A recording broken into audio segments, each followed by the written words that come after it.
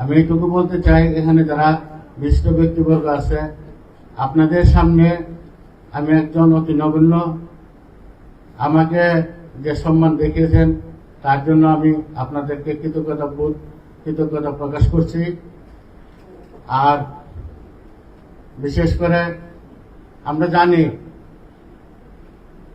যে পৃথিবী সৃষ্টির পর থেকে অন্যায়, অসত্য, প্রবঞ্চনার বিরুদ্ধে বিভিন্ন জাতি, বিভিন্ন ধর্মের দেশ এবং স্বাধীনতা ও অখণ্ডতা রক্ষায় উজ্জীবিত হয়ে বিশেষ করে ছাত্র সমাজ ও যুব সমাজ আত্মবলিদানের জন্য চির অঙ্গীকারবদ্ধ। তাই আমার কথা হল যে সৃষ্টির পর থেকে যারা শহীদ হয়েছেন দেশের জন্য, ধর্মের জন্য এবং জালিমের উৎখাতের জন্য, জুলুমের পক্ষে, মজলুমের পক্ষে, জালিমের বিরুদ্ধে দেশপ্রেম উদ্বুদ্ধ হয়ে যারা আত্মহত্যা দিয়েছে, সকল শহীদদের প্রতি আমি আমার পক্ষ থেকে আজকের এই জুলাই স্মরণে সবার আত্মার মাগফিরাত কামনা করছি। আমি শুধু একটি কথা বলবো যে শহীদ মীর মুগ্ধ সম্পর্কে আমাদের ভাইস প্রিন্সিপাল উনি কিছু স্মৃতিচারণ করেছেন তার ক্রিয়া সম্পর্কে, কিন্তু আমি শুধু একটি কথা বলবো যে তার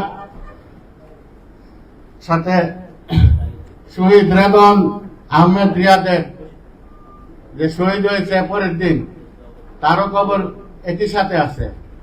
শুধু এই ইয়াটা আমি তুলে ধরব। তার সাথে একসাথে আন্দোলন করতেছিল, এমন অবস্থায় যখন সে শহীদ হয় তখন রিয়াদ তার পাশে সারা রাত্র ছিল এবং তাদের যে বন্ধু বান্ধব তারা ছিল। পরের দিন শহীদ মীর মুগ্ধর 14 নম্বর সেক্টরে জানাজা হয়। জানাজা দেওয়ার পর, কবরস্থ করার পর, সমাধি করার পর সে আবার আন্দোলনে যোগ দেয়। ওই দিন ছিল শুক্রবার, বিকালে সে শহীদ হয়। রাত্রেবেলা, সন্ধ্যার পরে, বিকালে, দুপুরের পর শহীদ মীর মুগ্ধকে সমাধিস্থ করা হয় এবং শহীদ রেদন আহমেদ রিয়াদকে রাত্রেবেলা, সন্ধ্যা, মাগরিবের পর কবরস্থ করা হয়, সমাধি করা হয়।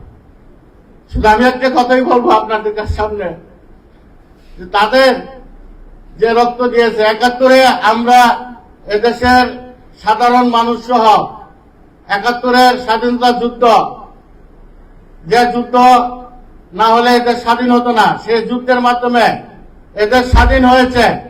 কিন্তু স্বাধীনতার যে চেতনা, স্বাধীনতার যে উদ্দেশ্য ছিল, স্বাধীনতার যে বাক স্বাধীনতা এবং গণতন্ত্র, একটা স্বাধীন দেশের জন্য, সেই স্বাধীনতা আমরা হারিয়ে ফেলেছি 75-এর বাকশালের মাধ্যমে। যার নেতৃত্বে এদের স্বাধীন হয়েছিল, সেই 75-এ বাকশাল কায়েম করে আর কোন দল থাকবে না, এক নেতার এক দেশ, শেখ মুজিবের বাংলাদেশ। এইভাবে গণতন্ত্রকে হত্যা করেছিল। সে আবার কিভাবে জাতির পিতা হয়? তার অবদান ছিল স্বাধীনতার মধ্যে, তার অবদানের সাথে কারো তুলনা হয় না। কিন্তু আমি বলতে চাই, বাকশালের মাধ্যমে তার সকল অবদান, তার স্বার্থপরতা প্রকাশিত হয়েছে। কাজে এই দেশে কোন জাতির পিতা অন্তত শেখ মুজিবকে আমরা মেনে নিব না। আর গণতন্ত্রের মানুষ কন্যা বলে যে আখ্যায়িত করত শেখ হাসিনা, গণতন্ত্রের মানুষ কন্যা। আমি বলবো গণতন্ত্রের মানুষ কন্যা নয়, সে হলো গণতন্ত্রের দানব কন্যা।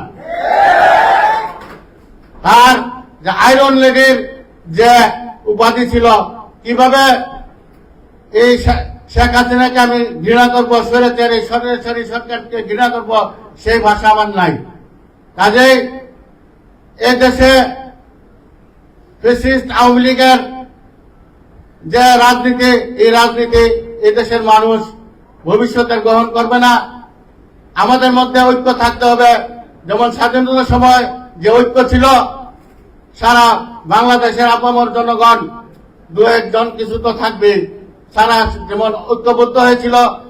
তারপরে আমরা ৭৫-এ বাকশাল কায়েমের মাধ্যমে এই দেশ থেকে শেখ মুজিবকে যেভাবে নির্মমভাবে তার পরিবারকে হত্যা করেছিল, তারপরে ১৯৭৫-এর ৭ই নভেম্বর শহীদ প্রেসিডেন্ট জিয়া রহমান বহুদলীয় গণতন্ত্রের প্রবক্তা, উনি এদেশে আইসা শহীদ প্রেসিডেন্ট জিয়া রহমান ৭ই নভেম্বরে সিপাহী জনতার বিপ্লবের মাধ্যমে এদেশে ক্ষমতা আসে।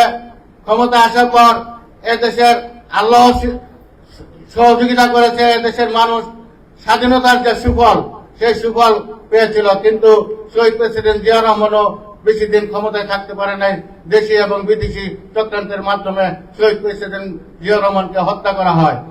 তার পরবর্তীতে ৯০-এর গণ আন্দোলনে আপনারা দেখেছেন, তখন আমার ছাত্র জীবন ছিল, তখন আমি এই আন্দোলনে অংশগ্রহণ করেছি।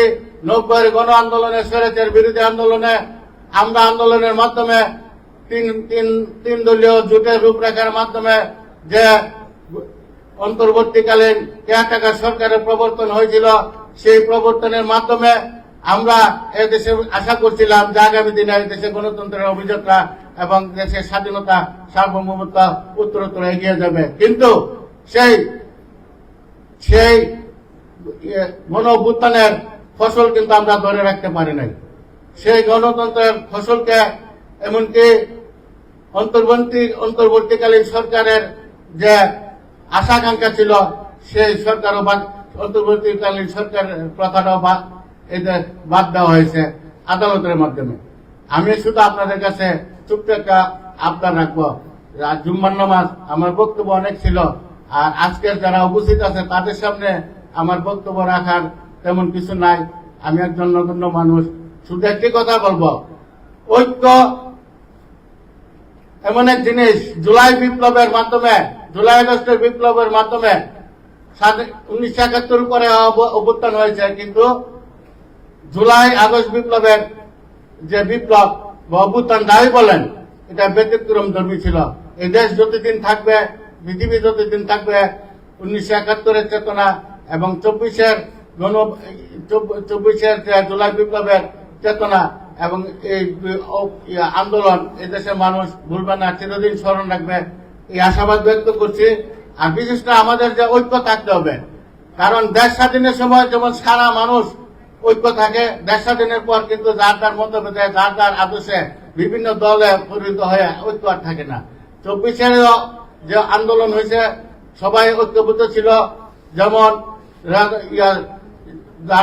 শহীদ মীর মুগ্ধের সাথে যে রেদওয়ান আহমেদ রিয়াদ কবর হয়েছে, সে যেভাবে আন্দোলন করছে, এই ২৪-এর আন্দোলনে শুধু ছাত্রছাত্রীরা নয়, এদেশের সাধারণ মানুষ, বিশেষ করে বিগত ১৬ বছরে যেভাবে বিগত সরকার, ফ্যাসিস্ট সরকার এদেশের উপরে যে অন্যায় অবিচার করছে, জুলুম করছে, সেই জুলুমে আয়নাঘর গুম খুনের মাধ্যমে এদেশের মানুষ এবং গণতন্ত্র হরণের জন্য এদেশের মানুষ বিক্ষুব্ধ হয়ে উঠেছিল। সেই বিক্ষুব্ধতার ফসলে কিন্তু ২৪-এর জুলাই আগস্টের বিপ্লব।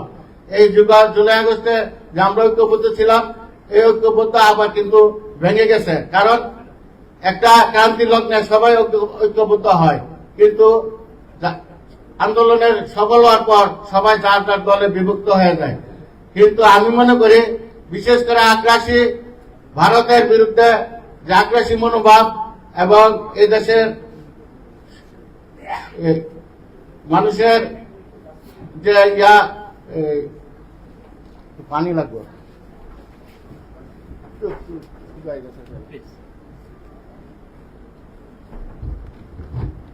জাতির ক্রান্তি লগ্নে মজলুমের পক্ষে, জুলুমের বিরুদ্ধে এদেশের মানুষ সবসময় ঐক্যবদ্ধ থাকবে। তাই আমি গণঐক্য আপনাদের কাছ থেকে আশা করি যে জাতির ক্রান্তি লগ্নে, জাতির স্বার্থে আপনারা গণঐক্য গড়ে তুলবেন। যার যার মতভেদ থাকবে।